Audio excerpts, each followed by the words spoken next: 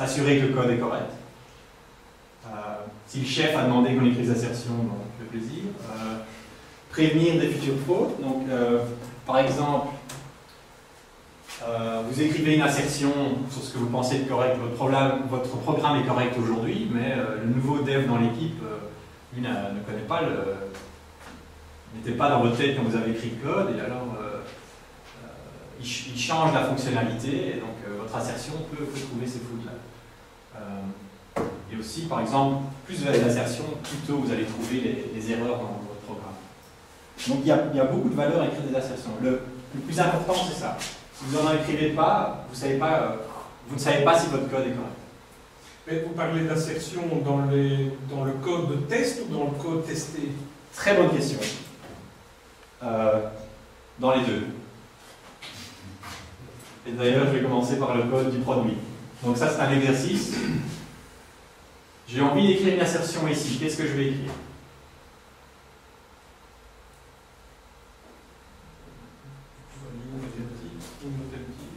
N'est pas nul, par exemple. Très bien. Donc, qu'est-ce qu'on peut écrire? On peut écrire, par exemple, que debug assert true. Est-ce que c'est une bonne assertion? Pourquoi est-ce que vous iriez écrire ça? Quelqu'un a une idée? Pour tester la fonction insert, ou pour si votre manager vous a dit d'écrire des assertions qu'il a un outil pour les mesurer, vous pouvez en gros augmenter votre densité d'assertion dans votre code. Bon, sinon, la valeur de nulle est très bien, ou alors le fait qu'il devrait y avoir la valeur la taille de la valeur devrait être une certaine valeur, on pourrait faire quelque chose de plus évolué. Mais disons que ça documente le modèle que vous avez dans votre tête de ce que ça documente la spécification dans le code. C'est très important parce que si vous ne le faites pas dans le code, les programmes et les runtime qui exécutent votre code ne le feront pas pour vous. Et surtout, ça va aider des outils comme PEX pour tester votre code. Maintenant, on peut aussi écrire des assertions dans les tests. Donc, ici, par exemple, si j'ai un input A égale B, ben, je peux faire une assertion, par exemple, que donc dans ce cas-là, on va dire que la valeur est nulle. Mais mes slides ont souffert avec la traduction.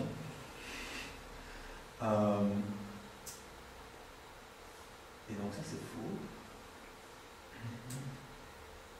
Ça devrait être value égale nul, parce qu'on a on n'a pas la valeur floue. Donc je vais essayer de pas passer trop de temps dans le test unitaire de base. La connexion entre la couverture de code et les assertions se trouve ici. Quand on a beaucoup de couverture et peu d'assertions, oui, on exécute le code. Oui, le code ne crache pas avec new reference. Okay. Bref, un pointeur nul. Mais on n'a rien vérifié d'autre. On ne sait pas s'il est correct. Il a juste exécuté, il n'a pas craché. Dans ce cas-ci, bon, évidemment, il y a plein de codes qu'on n'a pas exécutés, donc ça ne veut vraiment rien dire. Et alors,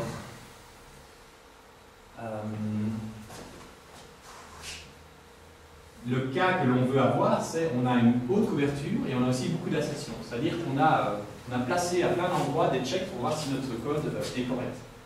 Donc, j'insiste beaucoup sur les assertions parce que les outils que l'on construit en recherche, qui sont automatisés, ils utilisent ces assertions pour essayer de trouver des bugs pour vous.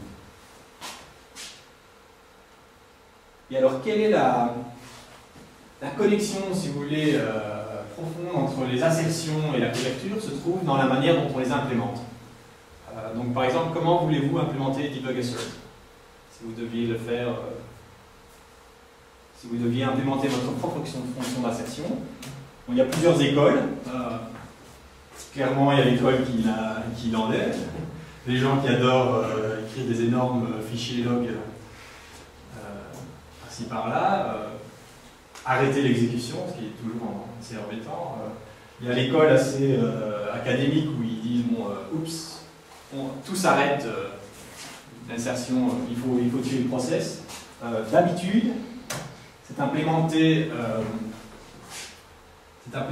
à l'aide de cette manière-ci, c'est-à-dire si la condition n'est pas vraie, on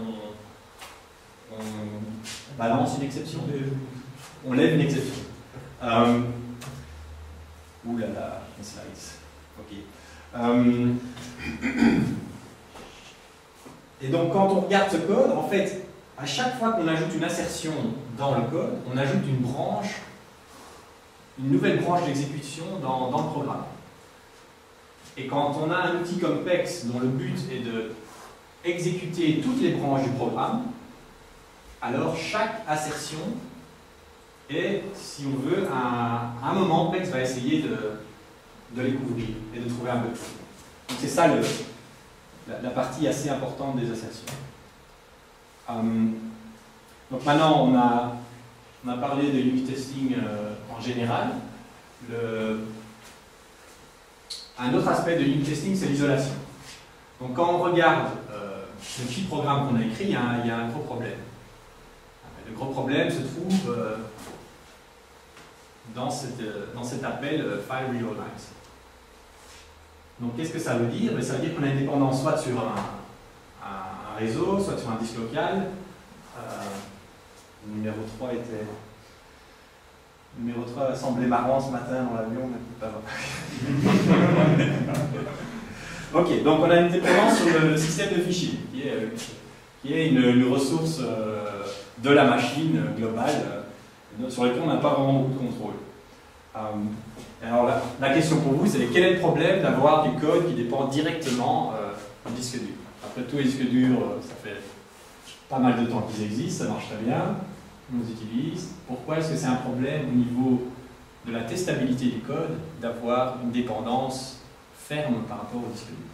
Si le testeur est sur une autre machine que Par exemple, le drive T pourrait être sur une machine distribuée, et alors on débranche le câble et les tests n'existent plus. Une autre idée?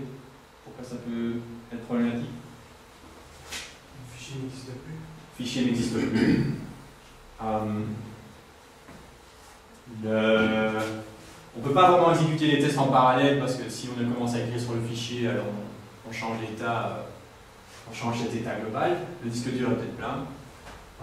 On n'a peut-être pas accès à cette ressource. Donc il y a plein de problèmes associés au fait qu'on a une ressource globale et qui est partagée par d'autres process.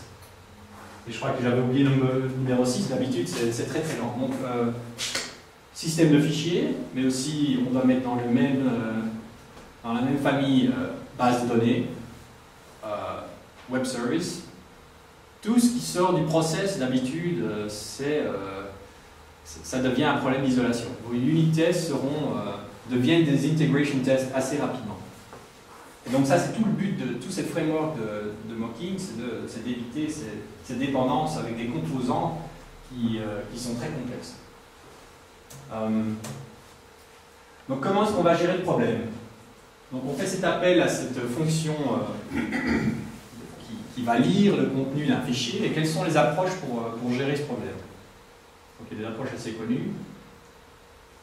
Comment est-ce que vous gérez des problèmes d'isolation entre composants? Dans un team agile, dans un groupe agile, il devrait y avoir par des interfaces. Donc ça c'est clairement ce serait clairement numéro 3, qui est clairement une bonne solution pour la plupart des problèmes quand on a la possibilité de changer le code, ce qui n'est pas toujours le cas. On pourrait aussi faire une abstraction sur la source des données ou carrément passer les lignes directement dans le parseur. Il y a plusieurs moyens de faire une abstraction du système de fichiers.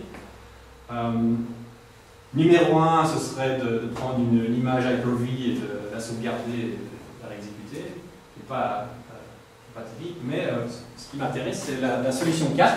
La solution 4, c'est... La solution 4, c'est on va changer l'implémentation de file realize. Donc qu'est-ce que ça veut dire? On va prendre contrôle de cette API et on va lui faire renvoyer ce qu'on veut.